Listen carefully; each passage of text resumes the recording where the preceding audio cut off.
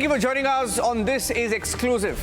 I'm Niranjan. At 7 p.m. we're coming to you with three exclusive stories, ladies and gentlemen. Three stories that are largely not reported by the Indian media for whatever reasons. We'll tell you all about those three stories in just a bit. We're leading with the story of Sheikh Hasina, the Bangladesh Prime Minister. Why did Sheikh Hasina just cut short her visit to China? Why did she return from Beijing to Dhaka, giving an excuse about her daughter? We'll tell you more about that. And the story that has not been, for some reason, reported by the Indian media. A governor's son, Odisha governor's son, has assaulted a Raj Bhavan staffer for not giving him a luxury vehicle at the railway station for a pickup. The story of Raghubar Das, you would have heard of Raghubar Das, was a politician, is now a governor. The VVIP brat inside the Raj Bhavan, we're telling you more about that on This Is Exclusive.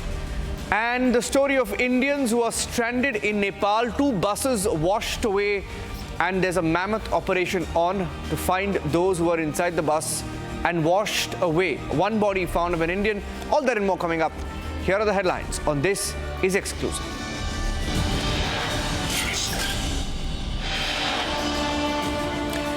Bangladesh possibly upset over China not fulfilling its promise of financial aid and extending improper protocol to their Prime Minister Sheikh Hasina. Bangladesh Prime Minister Sheikh Hasina has cut short her trip to Beijing. She's upset with China for not fulfilling its promises, for the insult.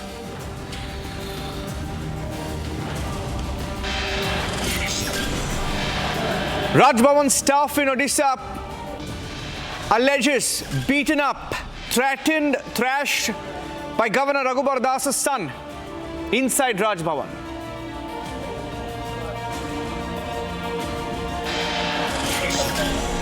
Odisha Governor's son, Raghubar Das, he's still free. There's a complaint. There are protests. But what is stopping them from taking action?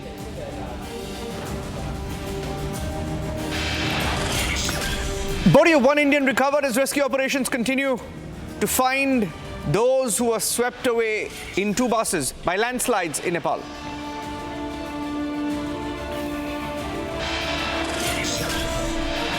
This major fiasco over the SpiceJet video of a staffer slapping a CISF personnel. Even the airline has put its weight behind the staffer. They're defending the slap. We'll tell you all about that.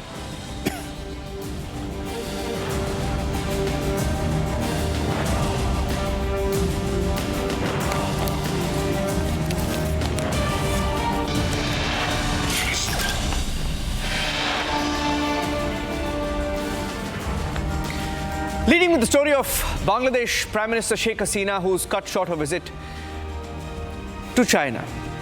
In what was supposed to be a 4-day visit, we are told that she's cut it short to 3.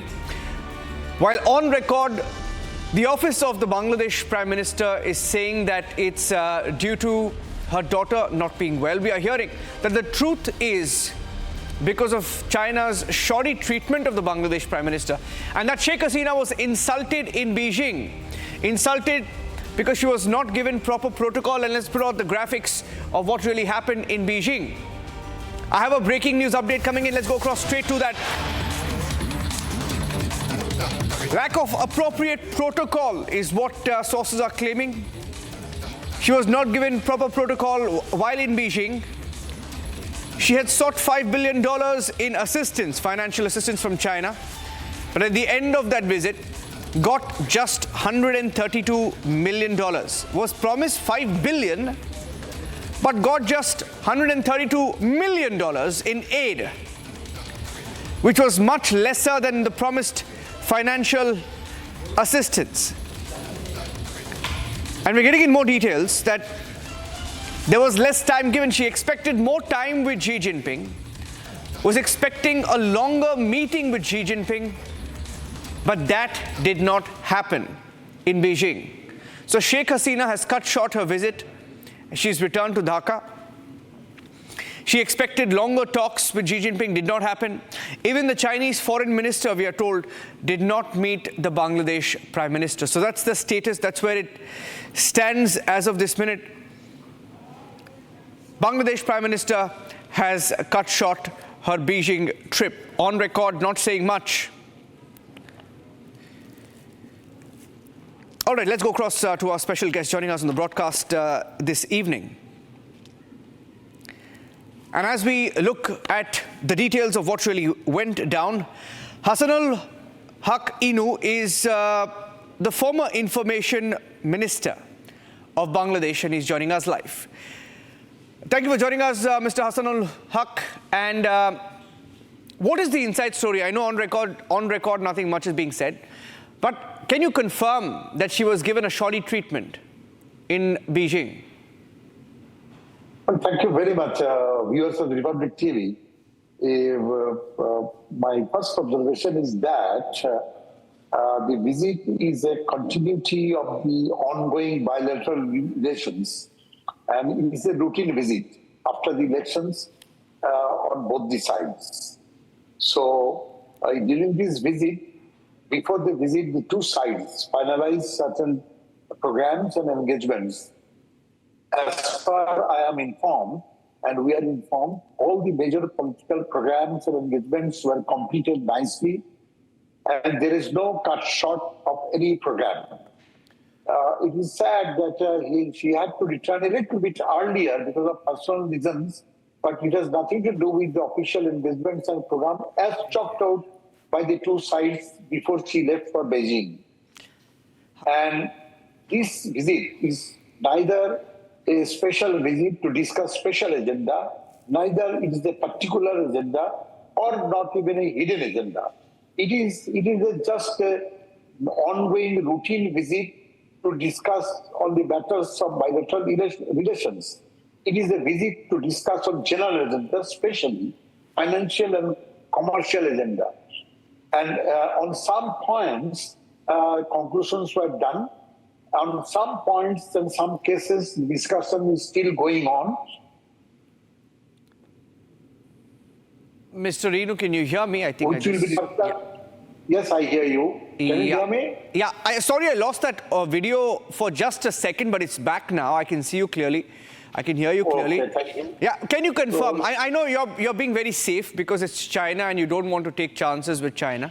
I understand that. I understand that. I'm a freedom fighter. I fought the liberation war. No, and soldiers. Yeah, I understand. You're a politician, and I understand the diplomatic. There will be diplomatic repercussions of what you say. You've been a minister, but can you confirm to me, Mr. Hasanul Haq, whether Wang Yi, the foreign minister of China, met the Bangladesh Prime Minister? Can you confirm or deny that? No, the Prime Minister did not meet her, but yes, that's the point. He didn't meet her.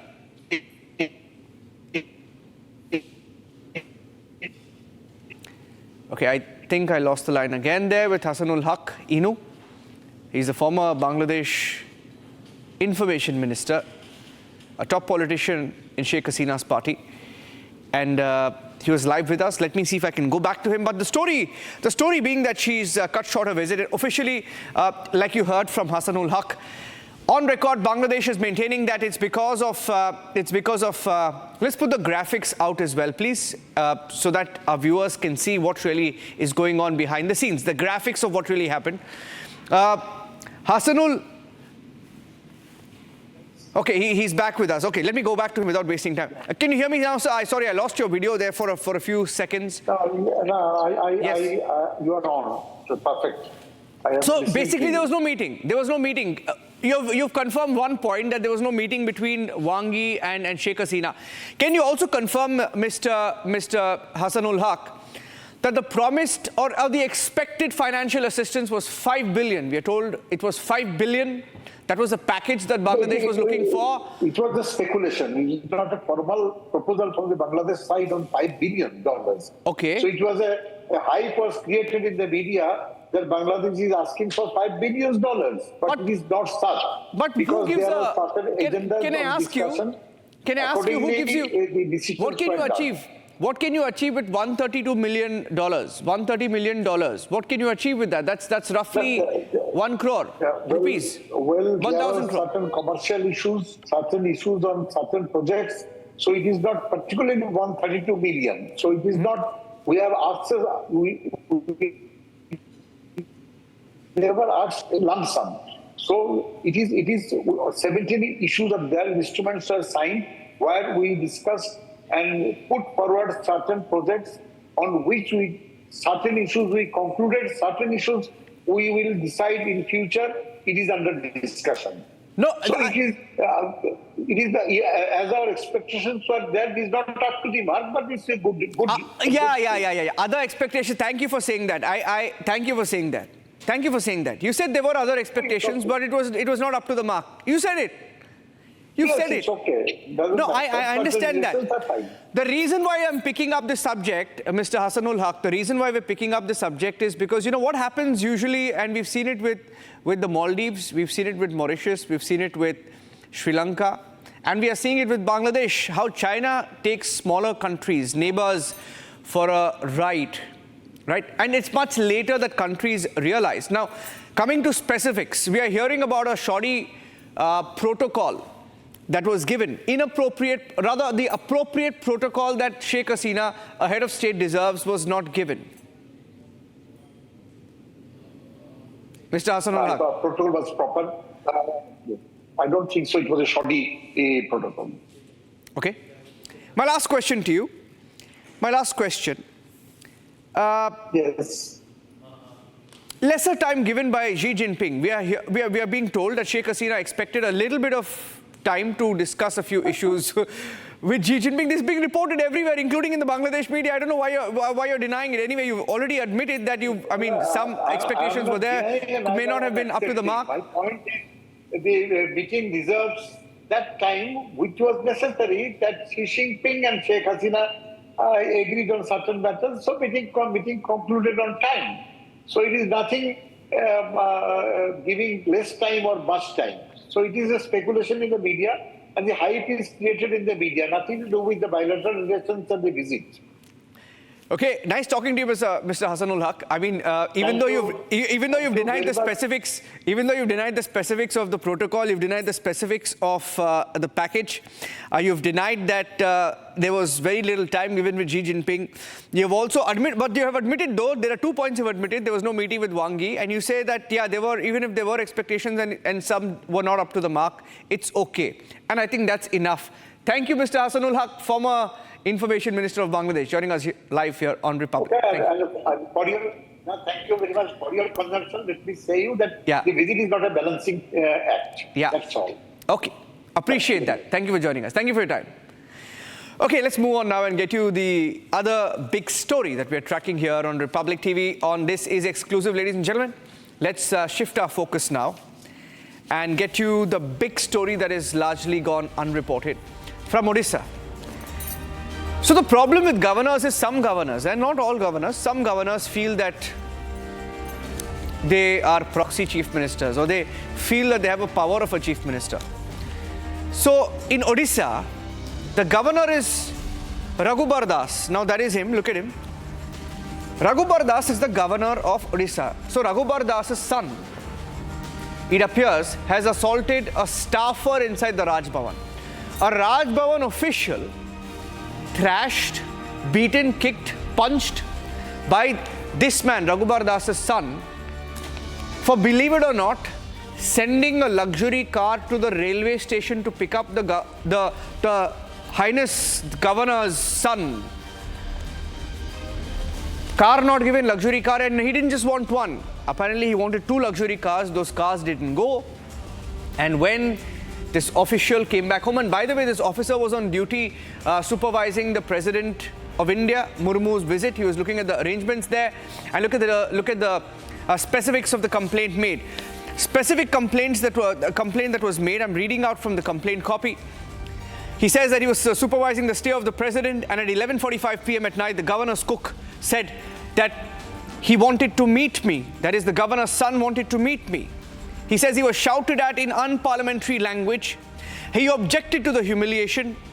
And when he objected to the humiliation, he was slapped by Governor Raghubar Das's son. He tried to run but was dragged back in a lift by Raghubar Das's son Lalit Kumar and his associates, reportedly, allegedly. And then when they brought him back in a lift, they threw punches on his face, kicked his body, and they kept saying, "We will kill you, nobody can save you." And all of this inside the Raj Bhavan, attacked, slapped, assaulted for simply not sending a luxury vehicle for the son of the governor.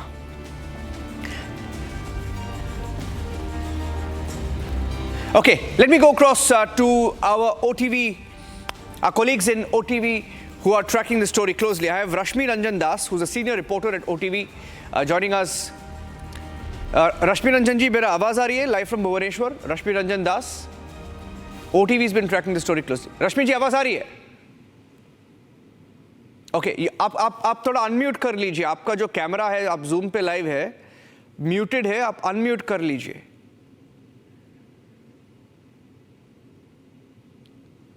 आवाज आ रही है अभी? आपका आवाज नहीं आ रही है. शायद आप अनम्यूट करके आप बात कीजिए, शायद आएगा आवाज. We'll try that. But going back to the complaint, okay, I think Rashmi Ranjan is live with us. Rashmi ji, आवाज आ रही है अभी? Yeah. So why don't you tell us what happened? What is the allegation? Because there is a complaint, official complaint copy है, pictures है. जो family है, ये Raj Bhavan staffer के, ऑफिशियल के, वो फैमिली भी बातचीत कर रहे हैं पब्लिक में. तो अभी तक एक्शन क्यों नहीं लिया गया है ये रघुबर दास के बेटे के ऊपर? Have you listened me? So one thing I told you कि on that day, on 7th July, the in charge ASO Vaikuntha Pradhan, on that day the official Vaikuntha Pradhan is posted as an assistant section officer, household section of Governor Secretariat Rajbhavan. He has alleged that his son Lalit Kumar told that on that day you just send me a car to pick up me from the Puri railway station. So on that day, the ASO Vaikuntha Pradhan had told that I have no car and I am not sending you the luxurious car to you to pick up you and your 5 members of members. So on that case, after that he has come to the Puri Rajbhavan. On that day, on the night of July 7th, he punched him, assaulted the Vaikuntha Pradhan, Lalit Kumar, and with his 2 other members, they are picked him and also thrashed him. They have also beaten him. So on that case, the police he has also very next complaint in the Puri police station, but police has not received his complaint letter. So in that case, many things happens, and after that, his wife today complained in the Rajbhavan and also complained with the governor's secretariat and principal secretary also, but the principal secretary has not taken any action against the accused person. Even not any action has been taken against him. So today the Congress party members, some of the Youth Congress and the Student Congress is also today protest gathering again in front of the governor's house in the Bhubaneswar. So nowadays the governor, as of now, the governor is also called Vaikuntha Pradhan and his wife and the secretary of the association of ASO, and told and assurance giving him all the actions will be taken within 7 days. But till now, only action has been taken against the cookers. Those on that who is present on that case, and he is also involved in this case. So what action have been taken? It has been yet to be waited that what action has been taken by the governor house. The governor Raghubar Das has given 7 days to take any disciplinary action against those are involved in this case. So now, as of now, no action has been taken against his son Lalit Okay. Kumar. And what is the role of the Lalit Kumar on that day, on that night? So the only action has been taken against the cooker, those who is involved. Understood. And he is Rashmi. also presented on that case. Thank you. Thank you. That's Rashmi Ranjan Das of OTV taking us through the details. A governor's son, no action taken against him for assaulting a Raj Bhavan official simply for not sending a luxury vehicle. 2 luxury vehicles were asked for is the complaint. The governor, Raghubar Das, who's been a chief minister once, so his son assaulted an official inside the Raj Bhavan for simply denying luxury vehicles or not sending luxury vehicles to the railway station to pick up the governor's son. Tracking the story closely, we're not going to let go of the story here on Republic. Let's move on now. And getting you the story from Nepal now, ladies and gentlemen, where 2 buses traveling in opposite directions on a highway were washed away. Both of them fell off the highway after a landslide and were swept away in Nepal.